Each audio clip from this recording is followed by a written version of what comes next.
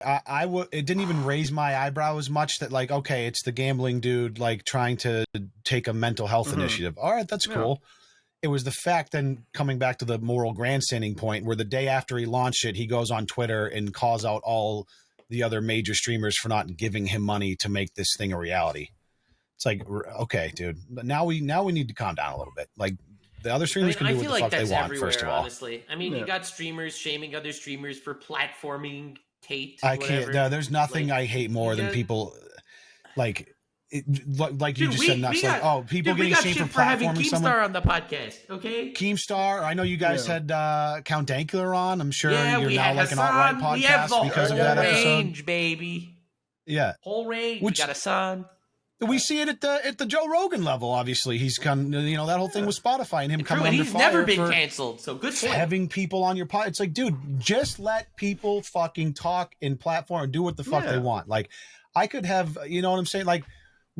What about documentaries that go into jail and talk to fucking serial killers to get a look inside their brain? Should we not be platforming that? Serial killers? Probably, you know what I mean? It's fucking interesting, dude. We need perspective and to understand other views of the world and things like. And it's like just because you this idea that you're gonna just because you platform someone doesn't mean that you immediately endorse every action. Like, okay, if Alex Jones was our 100%. Force member right now, okay, and I've always maintained like Alex Jones. I wish he was. I always. He was. He's an enteringing motherfucker. Don't Very get me wrong. Yeah. Like, if he joined in and started talking about the satanic robotic cabal fucking taking over the United States, it'd be like, Soros. I think we'd all laugh our ass off, but like, I don't think. I think none of us would be like, yeah, this guy is totally like not cuckoo for Cocoa Puffs, guys. Believe everything. To be fair, anyone in the audience that listens to that is like, yes, you know what? I agree.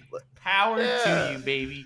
All yours. Enjoy. Like I feel like there's this demographic of people that they get pissed off at everything, and they're the same group of people that like you are trying to regulate who's allowed to be platformed, or like if you're a certain person, you're not allowed to invite some guest on because they have different views than your normal audience. Mm-hmm.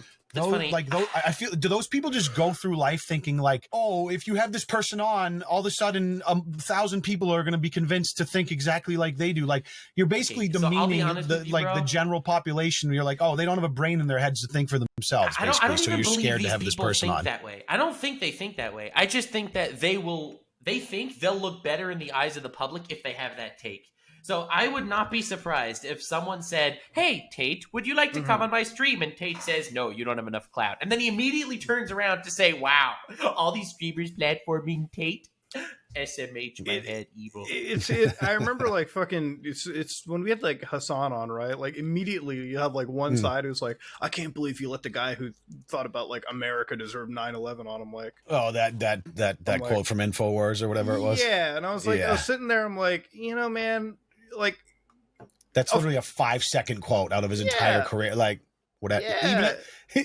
Even if it was a fucking weird thing to say, like, what are we not allowed to just have him on to talk for an hour? Like, it's just, it's crazy, dude. It's like, I thought you're defending the country where you could say whatever the fuck you wanted. Like, why are you now trying to police me into the speech? Right. Like, freedom of speech, unless it's speech I don't like, right? That's kind of the new meme. That is like social media in general, though. It's like, I feel like what social media has done, especially with the ability to like block and mute however you see fit, everyone's now in their own little segregated community on the internet. And you'll see this 100%. All over YouTube, right? Like, on YouTube, if you have the help of algorithms too, honestly, I mean that's the algorithm pushes you more into those sides. Absolutely, they just creates echo chambers in every facet of the world. Like, I don't know if you guys need to be this. self-aware of it. I don't know if you notice this, Leon, in your in your like dislike ratio. If you have like an actual take that you give, it's going to be your controversial video. It's going to be like 95%, 94% like dislike.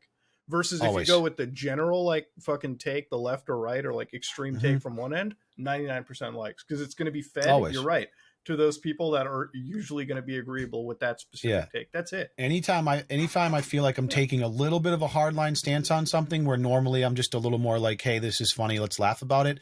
Always a much more divisive like to dislike ratio, even if even if it's not even very aggressive, the stance I'm taking, like Yeah. just the fact that there's a little bit of yeah, you're right. I think it feeds it differently to the way people consume it. I remember with the EDP shit, right? Like you go online to the internet and it's like, we should like fucking hang this person, destroy them. I'm like, well, hold on a second there. All right. Like, Public flogging in the town square. Yeah. Yeah. Like I don't think we should like publicly behead a guy, but like, I always was like, I'm like, hey, you didn't commit the crime. So maybe, you know, send him to therapy. Like that seems like a normal, you know, response. Did anyone ever accept the fact that maybe he was really going for the cupcake, though? No, I don't think anybody was expecting the cupcake. Yeah, no. I don't. The dude just really likes cupcakes. I mean, let's be.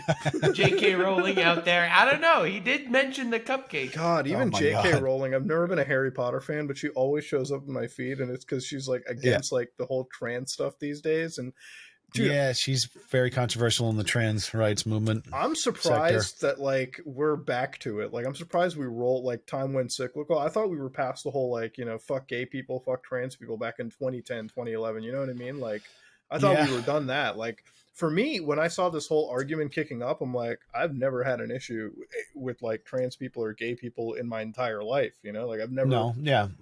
Like my whole philosophy is like, if you're not hurting anybody, like I mean, if you want to live your life, right? Like that's it is what it is. I would and to be, I would say just to be. I think the biggest controversial piece of what's going on now is, when you take that issue, the trans issue, gender identity, and now you, put it in a setting with kids. I think that's the biggest problem now is what's the right age? What's a good time? Like that's what I see on my feed now. It's not about trans rights, whatever, gay rights. Like, I mean, you're an adult, you want to do what you want to do. That's fine. But it's like, okay, now you're talking about like the word is obviously indoctrination, like what you see in your public schools, or they have these, you know, these kids, you know, they do these drag shows in middle schools, talent shows. They have like a drag thing, whatever. That's here. That's kind of like, there's some nuance to that, I think, when there's young kids involved in it. But the big one, I think, that for me, I feel like, all right, this I can see is a little bit controversial, is actual, you know, gender changing,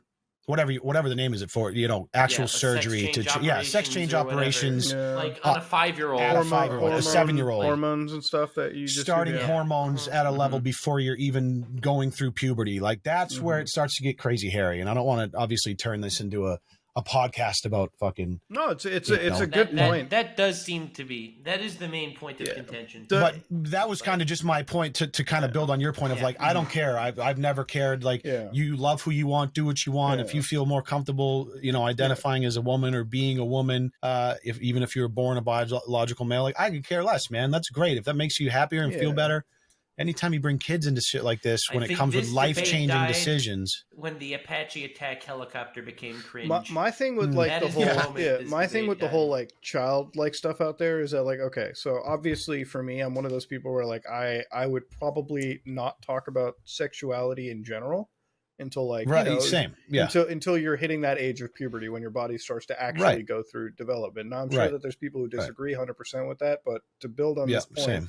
My thing is like, okay, so when it comes to relationships, right? Like when they showcase gay relationships, right? And it's like, oh, we can't share that to kids. I'm like, well, then you should also be removing the straight stuff from any media as well, too, right? Like that. Now, when you mentioned the whole like hormones and everything too, right? Like for me, since we're not doctors, I feel like we can't really explain, you know, what it will do to the body or like have any sort of intelligent take. But from a common perspective, like for me looking into it, I don't know how comfortable I'd be. Like, we don't let kids drink. We don't let kids smoke. We don't let kids consume anything that could detriment their bodies, right? And this, I've heard it's very reversible. I heard it's completely reversible. I don't know the true science behind it, so I can't confirm that or deny it. But like, for me, it's just, you're right. We're getting to a point where we're giving like a lot of these replacement like hormones and everything. And that's where it gets sketchy. It's like, is it really? Is it not? Have we done enough research? Right. And I think we're getting to the point in like this quest for equality where we're giving kids way too much benefit of the doubt. Like kids are fucking morons, dude. Kids don't know shit. I don't care. Like they're amazing. I have one. Yeah. But I don't expect my 7-year-old to be able to like know what the fuck it means to like, I don't know. To be at a place in his maturation as a human to be like, oh yes, I am now. I now don't want to be a boy. I want to be a girl. And I'm like, oh well, you're 7. If you feel that way, that's great. Here's some hormones, or let's go do surgery so you're not uncomfortable in your body. Like, dude, they're fucking 7 or 8. So like, at what point down the line, like, should we be like, okay, they are old enough, they've had enough experience in their life, they're mature enough to make this decision for themselves. I think that argument goes beyond gender. That's just like kids in general. But I don't know. And like you said, hormones is one thing. Obviously, surgery, something that's not necessarily reversible, is a whole nother thing. Yeah, the surgery stuff is where like, nah, not like, for me, it's like, unless you're 18, like a legal adult, then you can decide for yourself. Like 18 is the number we as society have chosen, where you have the ability, 18, 21, that range, where you have the complete autonomy. That has been kind of the number that was chosen. I guess probably somewhat arbitrarily. I imagine there's 15-year-olds that are more mature than some 30-year-olds, honestly, just the way life is. But there has to be kind of some hard and fast number just to be able to make rules. You kind of need some sort of number.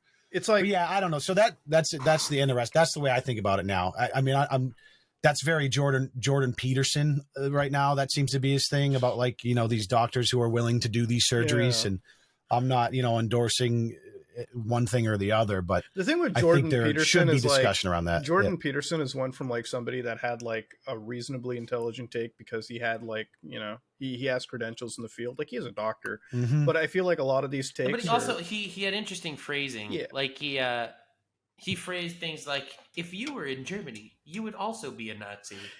This is why.